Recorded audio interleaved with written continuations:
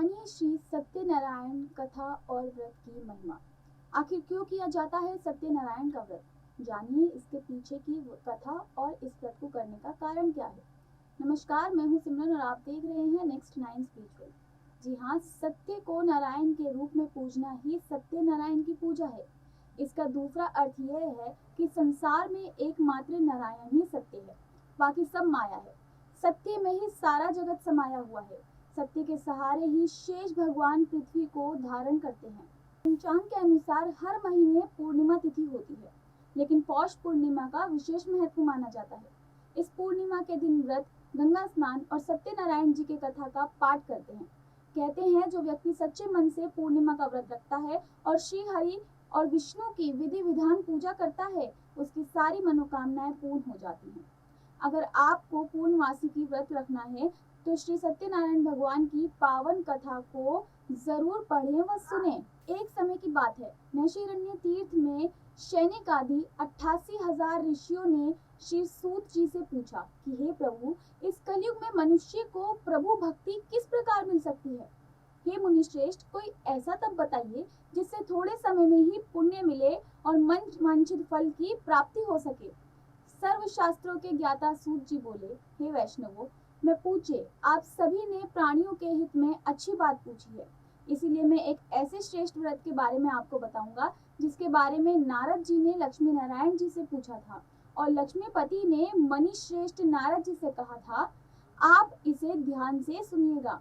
जी हाँ, एक समय की बात है, नारद जी दूसरों के हित की इच्छा करने के लिए अनेकों लोकों में घूमते हुए मृत्यु लोक जा पहुंचे, जहाँ उन्होंने अनेक योनियों से जन्मे सभी मनुष्य को अपने कर्मों द्वारा अनेकों दुखों से पीड़ित होते हुए देखा।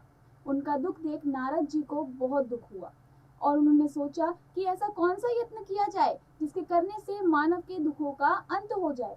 इसी विचार पर मनन करते हुए वह विष्णु लोक में गए। वहां वह नारायण की स्तुति करने लगे। स्तुति करते हुए नारद मुनि जी बोले, हे भगवान, आप अत्यंत शक्ति से संपन्न हैं, मन तथा वाणी भी आपको नहीं पा सकती। नारद जी की स्तुति सुन विष्णु भगवान बोले, हे मुनिश्रेष्ठ, आपके मन में क्या बात है, आप किस लिए पधारे हैं, उसे निसंकोच कहिए।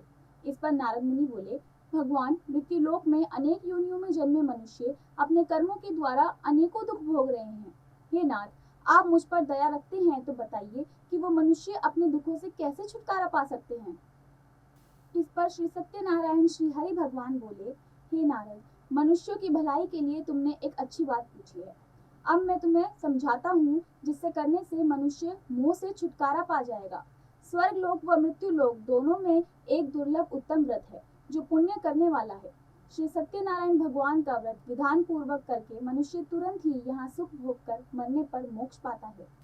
श्री हरि के वचन सुन नारद जी बोले कि उस व्रत का फल क्या है, कैसे इसे रखा जाता है, सबसे पहले ये व्रत किसने रखा था, इस व्रत को किस दिन करना चाहिए, सब कुछ प्रभु विस्तार से बताइए। नारद मुनि की बात सुनकर श्री हरि बोले, यह व्रत दुख व शोक को दूर करने वाला है और विजय दिलाने वाला है। मनुष्य को भक्ति व श्रद्धा के साथ शाम को श्री सत्यनारायण की पूजा ब्राह्मणों व बंधुओं के साथ करनी चाहिए। भक्ति भाव से नैवेद्य केले का फल, घी, दूध और गेहूं को आटा सवाया ले।